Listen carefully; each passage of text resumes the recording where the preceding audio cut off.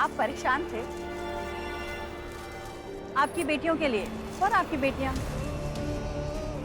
जो आधी रात को तूफान और बारिश में हमारा हाथ पकड़ के घर के बाहर आ गई ना, वो आपकी नहीं हमारी बेटियां हैं। जो हमारे साथ सड़क पर भी सोने को तैयार थी, वो आपकी नहीं हमारी बेटियां हैं। जिनके बहते हुए आंसू ना तो रात का अंधेरा छुपा पाया और ना बारिश की बूंदें, वो आपकी नहीं हमारी बेटियां हैं। हमारी बच्चियों ने कभी हमारी आंख में आंसू नहीं दिया, हमेशा अपने आंसुओं से पहले हमारे आंसू पोंछे। वो हमारी बच्चियां हैं। हम अपनी बेटियों को लेकर घर से निकल तो गए, इसका मतलब ये नहीं है कि हम पीठ दिखाकर भाग रहे हैं। हम यहीं रहेंगे, लॉन्ड्री में आपके घर के सामने, और यहीं से अपने हक की लड़ाई लड़ेंगे। लॉन्ड्री वाले घर में? सब समझ में आ रहा है मुझे। इस मोहल्ले में वापस क्यों आई हो तुम? बदला लेना चाहती हो ना मुझसे तुम? अबला नारी बनकर, बेचारी बनकर लोगों की सहानुभूति इकट्ठा करना चाहती हो तुम?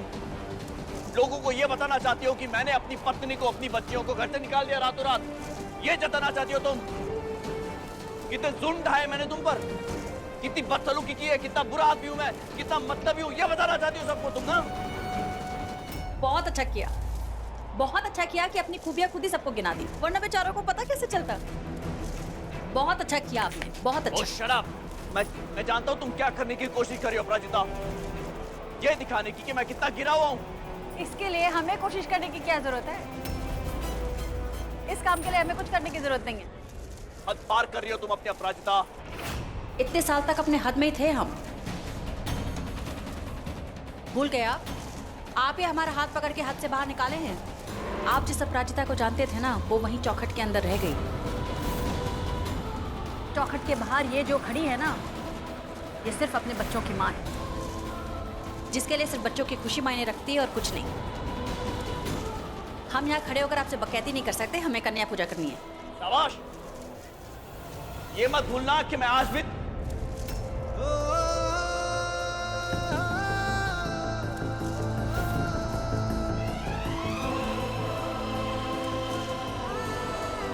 क्या क्या कहिए ना। आपका और हमारा रिश्ता ना कई साल पहले ही खत्म हो चुका था, और उसकी जो खुरचन बची थी कल बारिश में बह गई, जहां आप ही ने हमको लाकर खड़ा कर दिया था। बस अपराजिता। ओहो, कितनी जोर से चिल्लाते हैं आप। इतनी जोर से मत चिल्लाइए, आपका गला भी खराब हो जाएगा और हमारा कान भी। और देखिए, अगर इतने पास खड़े इंसान को इतनी जोर से आवाज देकर बुलाना पड़े ना, तो समझ लेना चाहिए कि बहुत फासले आ गए हैं बीच में। बहुत बढ़िया, बहुत बढ़िया। मौका मिला नहीं कि तुमने अपना रंग बदलना शुरू कर दिया, क्योंकि कल रात को तो जब ये बेचारी आंखों में से आंसू निकल रहे थे ना घर छोड़ते वक्त, तब ऐसा लग रहा था कि तुम कभी लौट कर आओगी नहीं। फिर सुबह देखता हूं मैं, क्या मैडम मोहल्ले में क्यों आई है यहाँ? भाभी गई तो कहाँ रह रही है? तुम्हारे उस 3rd ग्रेड लॉन्ड्री क्वार्टर में रह रही हो, उसे घर बुला रही हो अपना, ताकि लोगों को पता चले कि अक्षय की बेटियां और उसकी पत्नी एक ऐसे घर में रह रही है। ये बताना है ना? तो फिर ये भी बताओ सबको कि अक्षय सिंह ने तुमको एक घर दिया था जिसमें अपनी बेटियां रख सकती थी तुम, लेकिन तुमने नहीं लिया। बताओ, ये भी बताओ। खैरात में दी हुई तो होठों की मुस्कुराहट भी नहीं लेते हम। फिर वो तो ईंट पत्थर का घर था, वो भी किसी जंगल में। क्या चाहते हैं आप? इन सबको आपकी महानता के बारे में बताएं? हाँ, बताते हैं ना।